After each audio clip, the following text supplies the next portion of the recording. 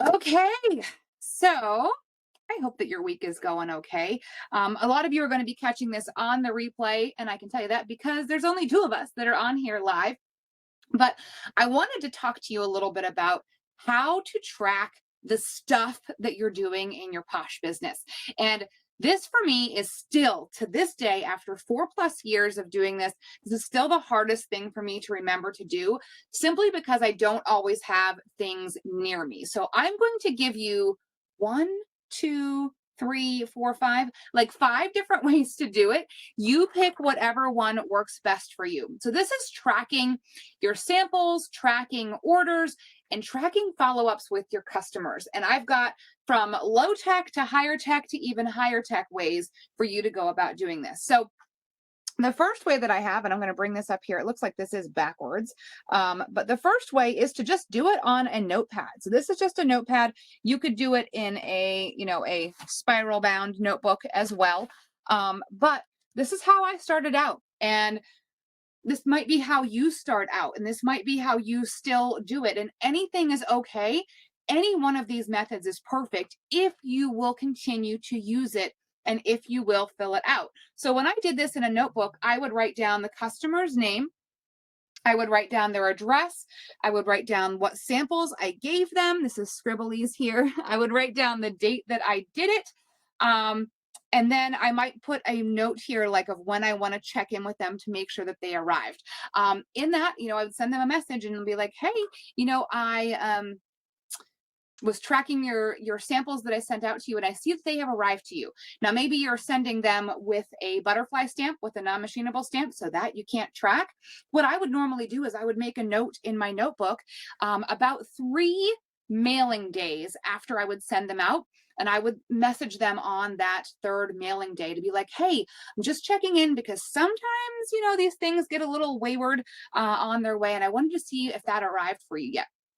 And you can, go on from there. Now, hopefully, they'll go and they'll try them out and those kinds of things. Like, yes, I opened them up as soon as they got to my house.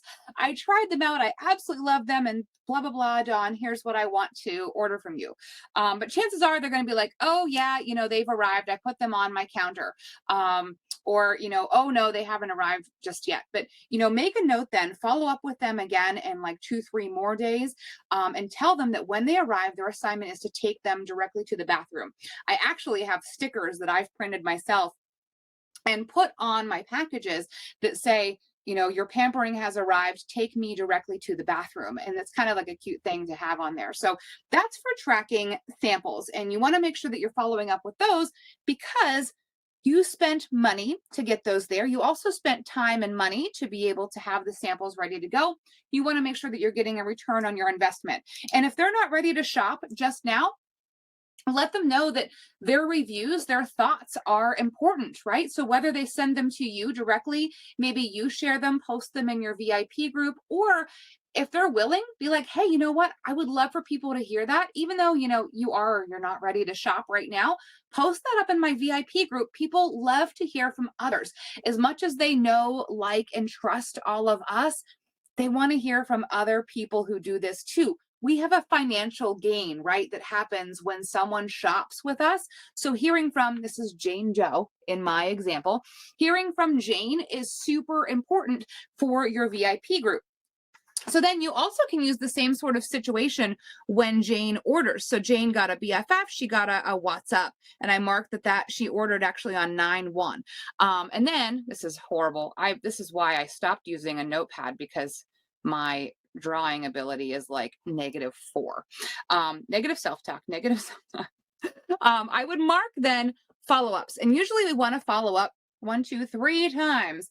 And I would follow up with them. Then the general rule of thumb is 2, 2, and 2.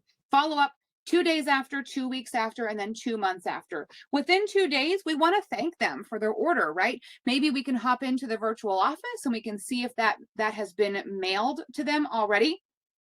You are now able to track that, the tracking number, same as they are. They will get an email, and then you can track that in your virtual office. So you can, message them 2 days after and be like, hey, you know what? I saw that your order has gone out. check the box off of here. And, thanks so much for ordering a BFF and the WhatsApp. I will be looking forward to see what you think. Maybe that's a good time too to remind them that they need to use like a dime sized, or the bottle says nickel sized of BFF. I err on the lower side of that. And also letting them know that what's up, they want to use their pinky, or their ring fingers for application, because that's your weakest finger for eye cream. So that would be on the 3rd, and then you check it off once you've done it. Second follow-up would be on the 17th, which, as we're recording this evening, that's already passed. So 2 weeks after, you might want to follow up and be like, hey, how are things working for you? You've had a chance to try them out right now. By 2 weeks, they should have moved those things into the bathroom, right? Check them out and see how they're doing. And then 2 months after, they may be ready for some refills. Definitely maybe approaching a BFF refill, especially if they share that bottle with someone else in their household, but maybe not on the eye cream, because that eye cream, you use such a very, very little amount. They may not need it a lot, but it's a good time to remind them like, hey, that eye cream, you can use it twice a day. If you forget to put it on as you're doing your routine, our eye creams, you can actually put them on over your makeup, right? Did you know that? So that's what you can do. As you get more people, I know I'm using like a mini legal pad here, but you may want to kind of, what I had done, this is me being a dork, and my love of office supplies. Hopefully I have one handy, maybe. This is me being prepared. Oh, look, I have a giant one. Maybe at one time, this was a planner that I had made for myself. But maybe you need to put it in a 3-ring binder, and maybe you use a loose leaf piece of notebook paper for each customer. And maybe you need to, for your brain and for your mind, maybe you need to use those inserts to divide it down. It's a very low tech, low cost way to do it, and one that is changeable, that you can use still as you get more customers along the way. It is still a very manual process. And if someone messages you and you're on your lunch break at work, and you need to do a sample with them, chances are you're not going to have your handy dandy notebooks with you all the time to be able to track these things. So that could be a downfall in it. Every single one of these methods has pros and cons to it. I recommend kind of figuring out what your mode of operation is and what you personally need. So another thing that you could try is to, as soon as I can share my screen, there we go. There we go. It should be sharing. Okay, perfect.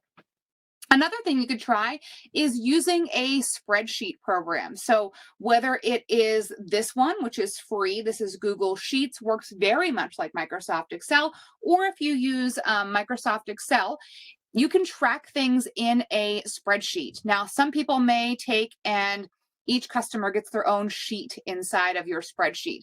This one, I just did the same thing that I did on my notebook. I've got Jane Doe. Where does she live? This is her address, because that's an important thing to have access to as well. What are her samples that she had? What was the date? When I checked in on her samples, I took a couple of notes here. Oh, she loved her BFF and she's going to place an order after her payday, which is 8/31. These are things that I got from, chatting with her. Then she ordered on 9/1. She ordered a BFF and a WhatsApp. I followed up with her on 9/3 to like thank her for her order and maybe give her a reminder or something. I followed up on 9/17, and then I'll check in for refills on 11/22. Now, these follow-ups are like, they sound like they're very, very prescribed of, thank them for their order and see how things are working out at 2 weeks and follow up. Just so you know, these are not the only times that you can talk with this person. Hopefully Jane has been in your VIP group and you developed a relationship with Jane. Maybe there's something that she posted on her Facebook page that you found absolutely hilarious. I have messaged people, and said things like that, or just comment straight on her post. You don't have to go over the top, and message her, but please do. If that's, you, and that's, right on what you would actually do, please do it. Here, as you can see inside of my spreadsheet, I've also added 2 columns. So maybe, Jane's really loving her BFF and WhatsApp. And when I talked to her in November, she's like, you know what? I need a new BFF. And I also really liked the coconuts about you and the Moisturize 911. Like, why don't we go ahead and host a party? Or you could have that conversation with her. So maybe she's going to have a party that'll be in the first part of December so her friends can shop Posh for Christmas time. Maybe you have a conversation with her about joining your team. These are places you can log that information. Then if I have another customer, Sam Smith, Sam is down here, his address, the things that I sampled to him, and the sample date there as well. So there is a second way you can do this. Oh, a third way that is kind of very manual, and it is one that I actually used early on in Posh for myself. I actually liked this a lot. Again, the downfall was if I didn't have it with me, I wasn't able to use it. And what I did was I'm going to have to use my hands to show you some things.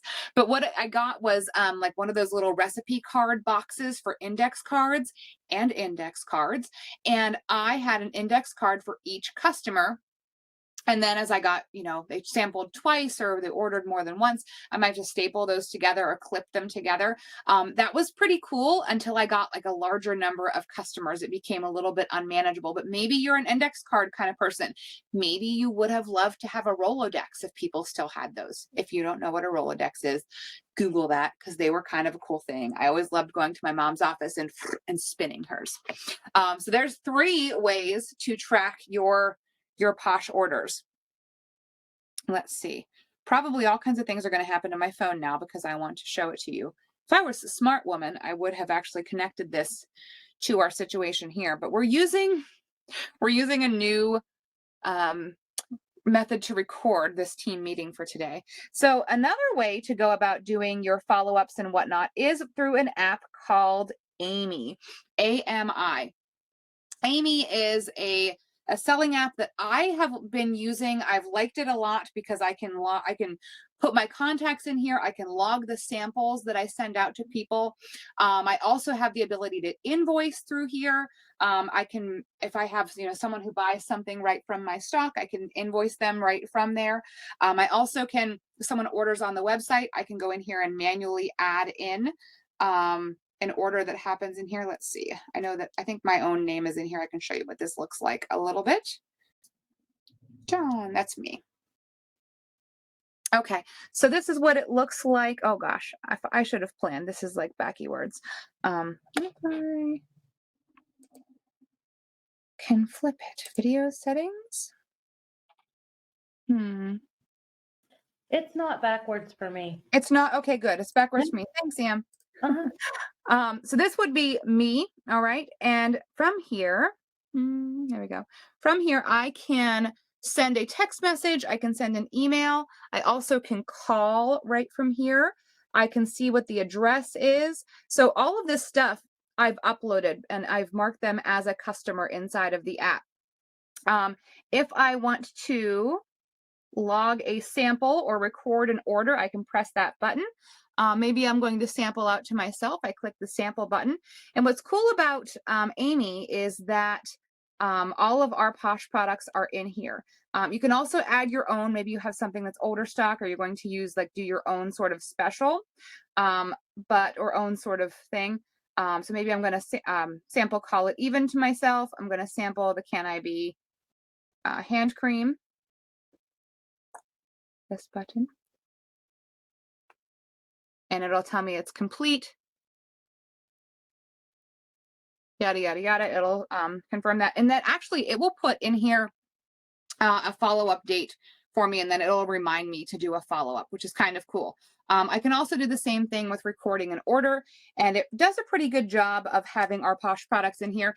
It had been, they uploaded the Posh products the day after they were released. Now, Spooky Posh, I was kind of disappointed, to be honest, with this app because they didn't have it for several days afterwards, and I needed to have things in there before then. So this one's been pretty cool. Amy, I want to say it's about $8 a month, which, that's an investment, right? It's an investment. So for me to use Amy, I have to make sure that I am doing my work to justify the expense of it. There is a free version of Amy that doesn't quite have all of the bells and whistles. But I think when I upload this to the group, I will put my referral in there, which I think you get like 30-day free trial or something in that. Now there's another one that I've been trying as well. I just saw a demo on this the other night. It's called Penny. And I'm on the free version of Penny right now. Penny does, Penny does all kinds of things. It's a little more complicated than Amy. There we go. There's my Jane Doe.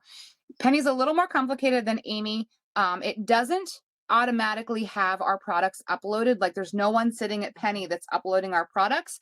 But the cool news is when you would make a sale and upload it to Penny, say I put in a BFF, the next time I go to put in BFF, it's already going to know that it's there. So I might say, put in a contact and be like, yeah, I'm still figuring this one out. Edit? No, that's the thing. I can merge it with someone else. Activity, details. Anyway, there's like some cool stuff you can program, but Penny is kind of neat. I saw a demo through it. It may be too much for all of us to actually use. But I think that the lower version of Penny is like $6 a month. You can download Penny and just play with it for free. I think you can put like 6 customers in there if you just want to download it and play with it. So those are 1, 2, 3, 4, 5 methods to keep track. 5, not 10, 5 methods to keep track of your Posh follow-up stuff. Amity, you are on with me live. Do you have questions? What questions do you have? And if you have none, that's okay too.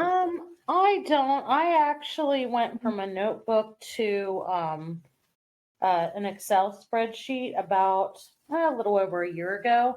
Yeah. And what I do is I do tabs for each of my order dates. So I would do a tab for like 9/20 and what they've ordered. And then I also have another tab that's samples and addresses and giveaways. Because perfect. yeah, I track the giveaways so it's easier for my taxes. But I really like the way that I have it. Like it seems to be working for me. So that's what I'm rolling with now. We'll see if anything comes out bigger and better. I don't really see myself using like extra softwares because I try to keep costs low, but definitely. It's definitely helped. I would say that something like Amy or Penny, and their computer, they're like on the desktop as well as on the phone. Amy, it's more robust on your phone. Penny, it's more robust on the computer. But I would say those should be reserved specifically for someone who is looking to really build big. Penny has some things that are built in if you're looking to keep track of a team as well. So those are kind of cool. But one thing that I wanted to say about the tracking, the way that you're doing it, first of all, the having a tab to keep track of giveaways, beautiful, because for tax time, yes, you need to know what things you've given away, things you haven't sold. But doing it on the computer, I think, is super neat because you can do a Control F and find. So if I'm looking for anything that I've sent to Sam, I can search for Sam Smith and see anything that I've sent to Sam in Amity's method, regardless of when that was. And total side note on the sampling thing, maybe Sam messages me and they're like, oh my gosh, I love that face wash that you gave me. It smells great. Well, you can ask Sam what it was that they had. Sam may not remember what they sampled, and sometimes their memory is not the best. You'd be like, "Oh, what did it smell like?" And they're like, "It smelled like berries." And you're like, "Well, okay, maybe I might know what that is." But you could be like a genius then, and like look for Sam in there and be like, "Oh yeah, I sampled out FOMO." To Sam. So yeah, like wasn't that great? Like it smells like blueberry yogurt and it really foams up nicely, right? So whatever method works best for you. And, Amity said it best, hers is set up differently. Hers is set up based on the order. And then she has a whole other tab just for samples. You have to design these kinds of things for how your brain works. So, as cool as it would be for me to be like, yes, use this layout for your page, you may go, you know what, Dawn, that's not how my noggin works and it's not going to work for me. So thank you for checking this out. For most of you on the replay, and a special thank you for Amity for joining me live. I am going to stop our recording.